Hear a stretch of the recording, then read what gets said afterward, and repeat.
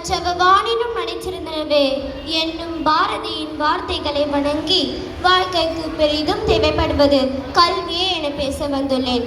தக்கல்ல ticket வாங்குறது போல தக்கல்ல தலைவராகிறது முக்கியம் இல்லைங்க, தகுதியோடு தலைவராகிறது தான் முக்கியம். அந்த தகுதியை தருவது நன்னடத்தை, நன்னடத்தை கற்றுத் தருவது கல்வி தாங்க. எடுத்துக்காட்டாக காமராசரை பாருங்க, அவர் படிக்காத மேதைன்னு அவரை சொல்றோம், ஆனாலும் முதலமைச்சர் ஆனார். நான் படிக்கலை, அதனால யாரும் படிக்க தேவையில்லை, எல்லோரும் பின்னால வாங்க கட்சியை தொடங்கலாம் என்று காமராசர் எண்ணியிருந்தால் நாம் படித்திருப்போமா? இந்த மேடையில் தான் நான் பேசியிருப்பேனா? கல்வி புரட்சி தான் நம் நாட்டில் நடந்திருக்குமா? நிச்சயமாக இல்லை. இன்னும் அடுப்பு ஊதிட்டு சமையல் கட்டுல தான் இருந்திருப்போம்.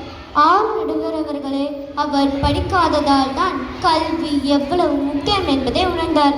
அடைச்ச அந்த மகான் இருந்த காலத்துல நான் பிறக்காம போயிட்டனே, பிறந்திருந்தேன்னா அவரை ஃபாலோ பண்ணிட்டு எங்கேயோ போயிட்டு இருப்பேன். நடுவர் அவர்களே, உங்களை பற்றி எனக்கு தெரியும், என்னை பற்றி உங்களுக்கு தெரியும், ஆனால் அந்த மகானை பற்றி இந்த உலகத்துக்கே தெரியும். செல்வம் வச்சிருக்கிறவனை பார்த்தீங்கன்னா முதல்ல கோடீஸ்வரன் தான் இருந்திருப்பான், பின் லட்சாதிபதி ஆயிடுவான், பின் பிச்சாதிபதி ஆயிடுவான். செல்வம் தேய்ந்து கொண்டே போகும். நடுவர் அவர்களே, படித்தவன் யாராவது எம்ஏலேருந்து +2 வந்துட்டேன், +2லேருந்து 10th வந்துட்டேன் என்று சொன்னதை கேள்விப்பட்டிருக்கிறீங்களா? கேள்விப்பட்டதில்லையே. 5ஆவதுல 2 வருஷம் படித்தேன், 10ஆவதுல 3 தடவை எழுதி ஃபெயில் ஆயிட்டேன், காலேஜில் 10 பேப்பர் அரியர் வச்சிருக்கேன்னு சொல்லி தான் கேள்விப்பட்டிருக்கேன். நடுவர் அவர்களே, கல்வி ஏற்றத்தை தந்து கொண்டே இருக்கும், ஒருபோதும் கீழே இறங்குவதில்லை.